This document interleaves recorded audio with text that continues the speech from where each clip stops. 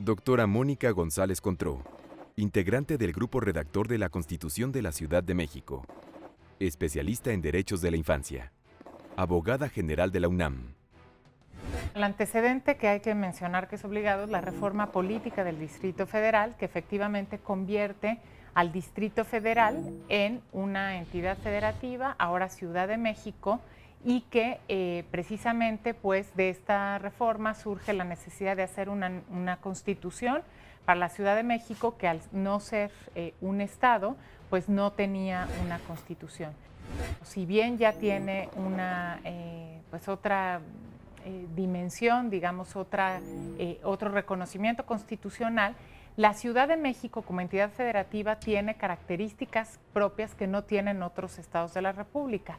Por ejemplo, pues todo lo vinculado con la concentración urbana, con el derecho a la ciudad, ¿no? Con algunos derechos también que han sido conquistas de la Ciudad de México, que pues ha tenido con diferencia en algunos estados, ¿no? Por ejemplo, el tema del matrimonio igualitario, el tema también que estuvo muy presente de derechos de niñas, niños y adolescentes, el tema efectivamente del derecho a la ciudad, desde luego sin dejar de lado que pues hay una parte importante también de la Ciudad de México que es población rural, que tenemos pueblos indígenas. Entonces, lo que hizo este grupo redactor de la Constitución fue recoger, por un lado, pues todos los derechos que ya existen en la ciudad, recoger también las voces de los habitantes de la Ciudad de México que tenían diversas inquietudes y que fueron expresadas en diversos foros para plasmarlos en un documento que se entregó al jefe de gobierno. Fue muy interesante el proceso de redacción de la propuesta porque, en primer lugar, hay que decirlo, nos dieron una gran libertad para organizar nuestro trabajo, es decir, no había ni una agenda determinada, no había ni siquiera un texto base del cual partir, ni siquiera una metodología planteada, sino que simplemente nos reunieron a los grupos de expertos, ¿no? Al grupo de expertos, a las personas que lo integrábamos, con el coordinador, que fue Porfirio Muñoz Ledo, y ahí mismo fuimos discutiendo pues la propia ruta de trabajo que tendría el grupo.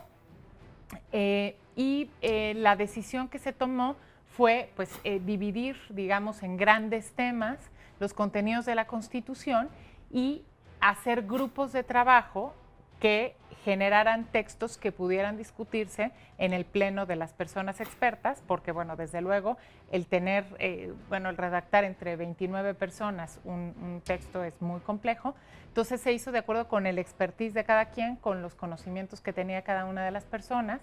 Yo estuve aportando en esta línea, tanto en el contenido de grupos de atención prioritaria, que así quedó la denominación en la propuesta, ¿no? Que son grupos que tienen derechos específicos porque requieren de una atención especial y requieren de un diseño constitucional para la titularidad del ejercicio de los derechos, como es claro en el caso de niñas, niños y adolescentes que tienen por ciertas restricciones en la capacidad de ejercicio de sus derechos y entonces requieren esta formulación especial. Entonces tuve yo una participación ahí y también en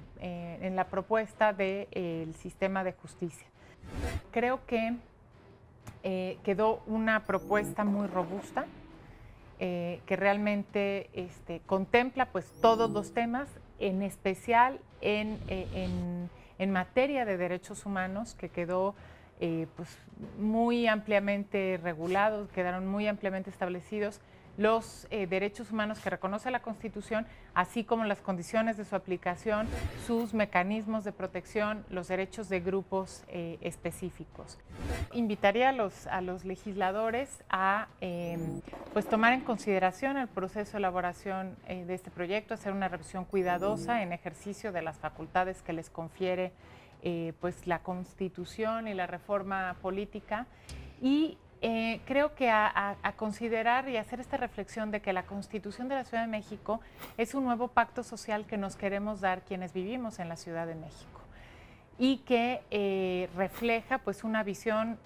novedosa, dinámica, progresista, como es característica de esta ciudad, y que es necesario que la Constitución recoja todas las voces y las distintas realidades, percepciones, inquietudes que tenemos pues quienes vivimos en esta gran ciudad y que por primera vez en la historia tenemos la oportunidad de plasmar en un documento, en una constitución, estas reglas del juego que nos queremos dar, que queremos en ejercicio de nuestra autonomía darnos como una oportunidad histórica.